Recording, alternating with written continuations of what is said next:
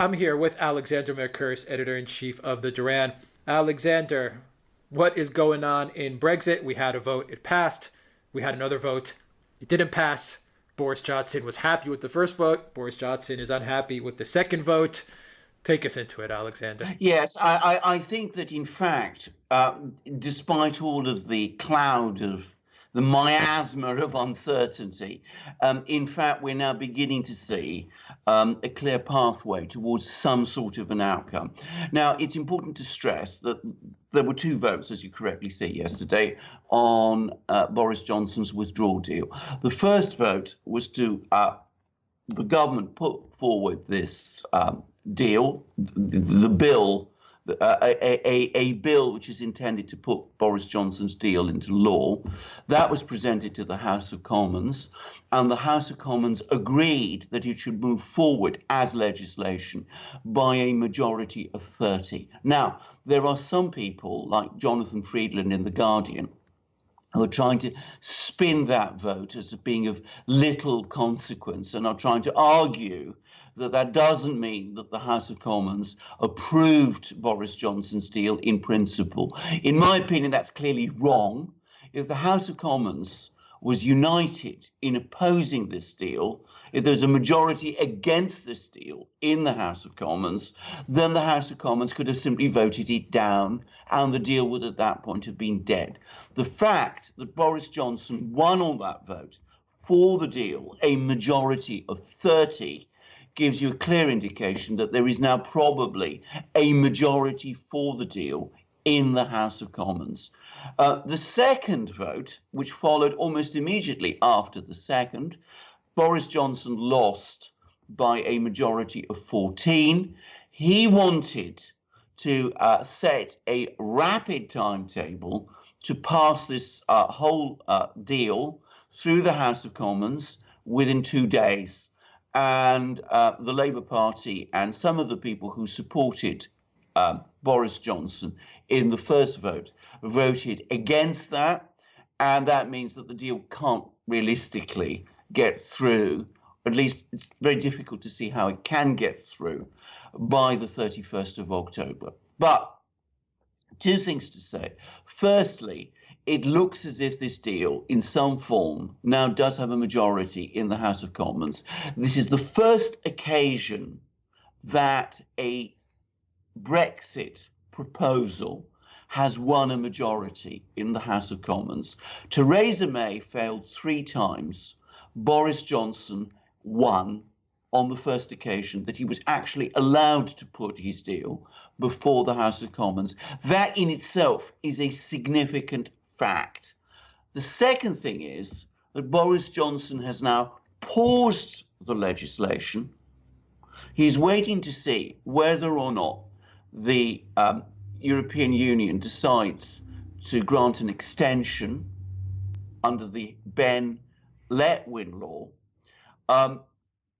There are some indications that France wants to refuse, in which case I predict that this deal, which has got, as I said, a majority of 30, will pass through the House of Commons very quickly in order to prevent a no-deal outcome on the 31st of October. That's, if Macron says no. The alternative is that Macron and the other European governments say yes, grant a 3-month extension, in which case the Labour Party has now signalled that they accept that a general election must take place, and there will probably be a general election on the 28th of November, in which case it will come down, it seems to me, to a straight vote between Boris Johnson, who will go into that election saying, I have a deal, it's been approved in principle by the House of Commons, support me and I will get Brexit done, and a Labour Party which will say, we want to make another deal with a customs union attached, and we will put that to a second referendum. So I predict that in that kind of scenario, Boris Johnson will have the edge. All right, so I understand this. Things are really clearing up, I think. Yes. In the first yes. scenario, it's pretty straightforward. the EU says no to an extension, and Boris Johnson, it seems that everyone will agree to get his deal voted again, in which case it looks like 30 is a pretty significant margin. It looks like it'll pass. I mean, that's a pretty strong outcome, is it not? Yes. Okay. It was a clearer and stronger majority than anybody had expected. Most people thought that he would win on his deal with a majority of around 5. 30 came as a surprise. Okay, so that's strong. That's a strong showing there. So that's done. That I think is crystal clear. Yes. The election scenario. Yes. Would it not be, if that scenario moves forward, would it not be it would be a referendum on Boris' Brexit deal, correct? That's what the election essentially would be. And has Jeremy Corbyn not painted himself into a corner as being essentially the Remain candidate, even though, and you've stressed this many times, and I've learned this from you, Corbyn really doesn't have his heart into Remain. Yes. Corbyn has been, in my opinion, boxed in by his party, or by the Remainers in his party, into what I think is going to be an impossible and unsustainable position in an election. Because, of course, a third of Labour voters voted Leave in 2016. 2/3 of Labour seats, 2/3 of Labour constituencies, return MPs to the House of Commons, voted Leave.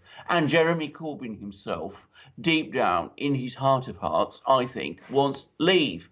Yet he's going to be forced into campaigning for a Brexit, which is no real Brexit at all, against a Boris Johnson who is clearly going to argue that his deal does represent a kind of Brexit. So I think the only real option Jeremy Corbyn has in this election is to try to do the opposite of what you said, to try to broaden the argument away from Brexit and to try to refocus it on his own programme, parts of which are very popular. I think it's going to prove impossibly difficult to do, simply because Brexit is now dominating the entire national conversation. So he's in a very difficult position. And I don't really see how he's going to get out of it. That's my own personal analysis of this. What about the election? If that goes forward, is it really just a race between the Conservatives and Labour? Does the Brexit Party, UKIP, do any of the parties play a factor? Will the Brexit Party, I mean, this is really out there. Would the Brexit Party or UKIP come around and say, you know what, let's throw some weight behind Boris' deal because it's the only thing that we really have on the table? Is that a possibility, or there's no chance for that? There's no chance. I mean, Nigel Farage will not support Boris Johnson's deal, but I predict that the vast majority of people who voted for the Brexit Party in the European elections will vote for Conservative because they want to see they want to see Brexit done, and they will prefer Boris Johnson and his deal to no Brexit at all, or to the alternative, which would be a Jeremy Corbyn very watered down Brexit. So I think Boris Johnson and the Conservatives will scoop up 80 to 90% of the Brexit Party's vote. However, after the election, the dynamic changes, because even if Boris Johnson's deal then gets done, even if he passes it through the House of Commons because he wins a majority, the Brexit Party and Nigel Farage will still be there in some form. They will continue to oppose this deal, and they will continue to insist during the negotiations in the transition period on a much harder Brexit than this deal itself appears to offer, but which, as I have previously explained in other programs, this deal nonetheless makes possible. So you will still see Nigel Farage pushing Boris hard in Conservative seats to get him to harden his position after the election. So that's the dynamic that you're going to see there. A more complex dynamic is going to happen on the Remain side, because, of course, will a lot of the people who started to vote Liberal Democrat, for the Liberals who are against against Leave at all, who are the arch Remain party, will they continue to take that position, or will they start to shift back towards Labour? Because from their point of view, Labour is the only party that can realistically stop Boris Johnson's Brexit deal from getting implemented. We will see. Frankly, that split between the Liberal Democrats and Labour looks much more durable to me in this election than the split between the Conservatives and the Brexit Party does. Having said that, it's all in play, and even if Boris Johnson wins and wins convincingly in the election on the 28th of November, which is the likely date, the Brexit Party will still be there, and as I said, still pushing him. It seems to me, listening to you, Alexander, that Boris Johnson, even though he had that second vote, he lost that second vote, it got turned down. It seems that he's in a strong position now. Yeah, that's my understanding. Yes, I think he is. I think he's actually played his cards since he became Conservative leader very, very astutely. I think he made a mistake. He miscalculated back in August and September when I think he tried to force an election by proroguing Parliament, and that didn't work. But when he came back with a deal, which nobody expected him to do, which he negotiated with the EU, as I said, from that point on, whatever the Remainers have done in Parliament to try and stop him has looked very, very obstructive, and has in fact played to his advantage. Is there any possibility, Alexander, to close out the video, is there any possibility that in the first scenario, an extension is not granted, that the vote flips to turn down Boris's deal? Mm-hmm. Question number one. On the second scenario, in case of an election, is there any possibility that Labour does come out on top? I mean, game plan this out a little bit, because I'm seeing that the Remainers must be... Yes. I can't figure out a way forward for the Remain campaign in light of the news today. I can't figure out a positive for Jeremy Corbyn and Labour. Yes. I mean, play out the scenario a little, because it seems to me that I don't want to say the word checkmate. I don't want to say that, because obviously in Brexit, everything changes day to day. But it seems that Boris is really in a strong position now. I could be wrong. He is in a very strong position, and we are in what looks like a kind of end game, though not the end of the whole Brexit saga, because I come back to what I've said. If Boris's deal passes, we still have a difficult negotiation ahead before we arrive at the final outcome, whatever that's going to be. But let's game plan this. If there is no extension, or a very short extension, there is really no option, it seems to me, for this Parliament but to pass Boris Johnson's deal, because the only other alternative, it seems, there would be only two other alternatives. One would be to revoke Article 50, and I think, as I've said before, that Labour MPs would find that very difficult to do. And given that Boris's deal got a majority of 30, I don't think there's a majority in the House of Commons for that. The alternative would be a no-deal Brexit, which everybody in the House of Commons says they don't want. So there is no extension, or a very short extension. We will see Boris's deal brought into law. That's my prediction. The election is a much more uncertain outcome. We mustn't forget that there are many, many people in Britain who voted Remain. So, the split was 52-48 across the whole of the United Kingdom. Jeremy Corbyn, however, has a problem, because of that area that voted Remain, Scotland is going to vote for the Scottish nationalist parties, and Northern Ireland has a completely different set of politics altogether. So his only absolutely certain region that could support him in this kind of election would be London. And of course, the Remain vote there is split between Labour and the Liberal Democrats anyway. His problem, Jeremy Corbyn's problem, is that there are lots of working class northern voters who would probably want to support Labour, but want to see Brexit done because they supported Leave. The only way, it seems to me, that Jeremy Corbyn can win those voters back is if he makes it very clear that he will, of course, carry out some kind of a Brexit, even if he's going to put it to a referendum, and at the same time is able to persuade them that he has a left-wing programme which will do certain things which might appeal to them. He has one advantage, which is that these voters, it seems, are very resistant to voting Conservative. The risk is not that they will vote Conservative, but that they won't vote at all. So he's got to enthuse them and win them over in some way, and that may prove very difficult to do. Having said that, we mustn't entirely discount that possibility. Back in June 2017, we had a general election. Jeremy Corbyn was 20% behind going into that election.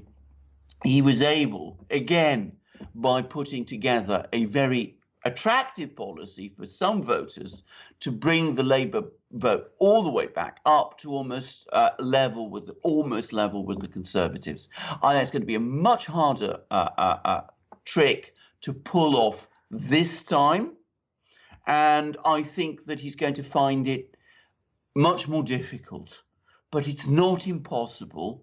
And it's not impossible also that, given that the choice is with Boris Johnson's Brexit, we could start to see Remainer votes in southern England start to pile up behind Labour, because that's really the only way of stopping Boris Johnson. So it's not a complete definite thing, but I tend to agree Boris Johnson is in a very much stronger position than Theresa May was in June 2017.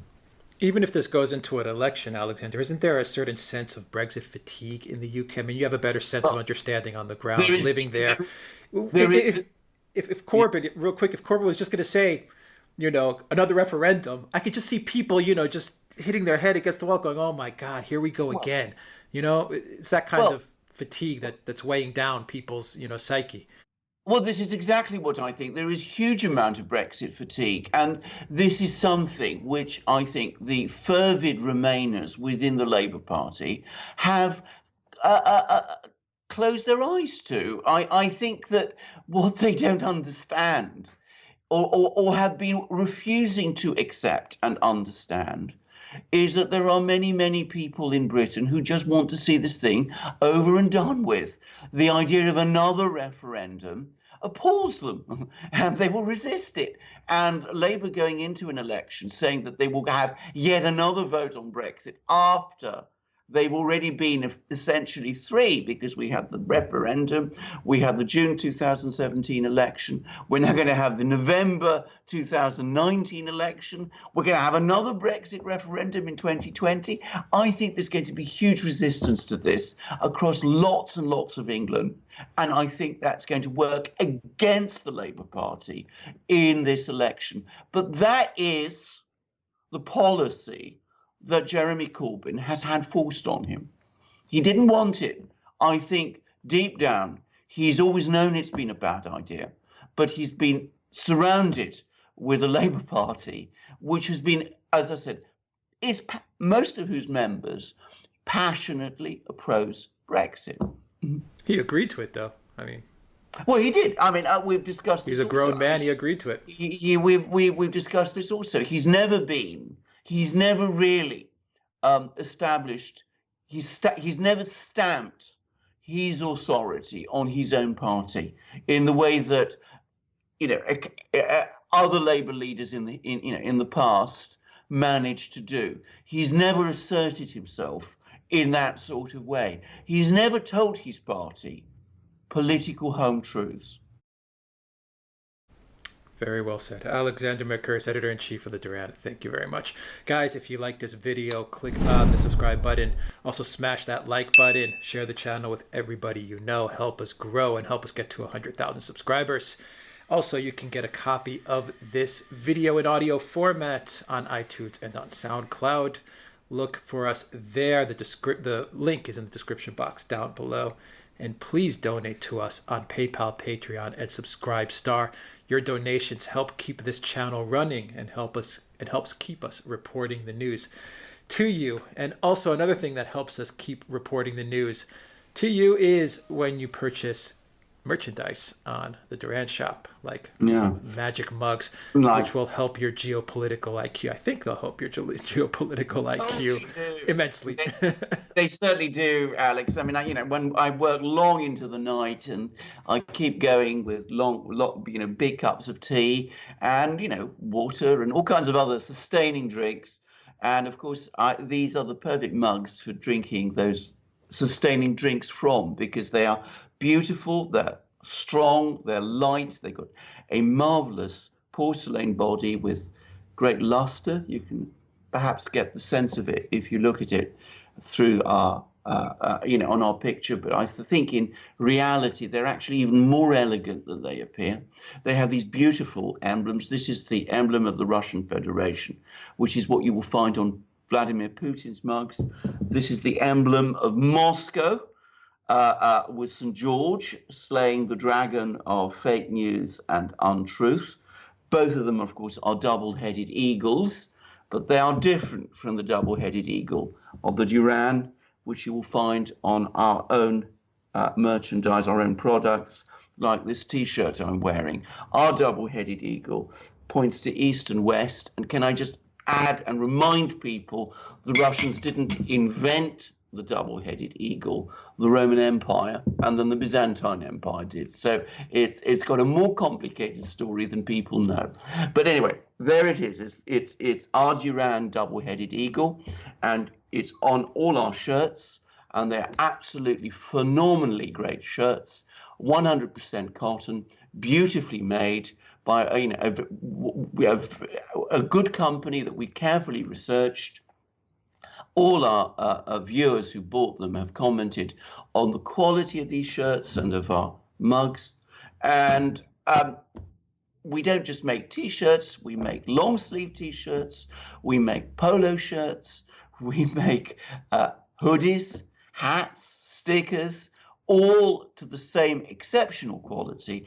Alex has recently been refreshing our shop so you can get mugs like this with other emblems than this, and of course lots of shirts of different sorts and descriptions, and all fantastic quality.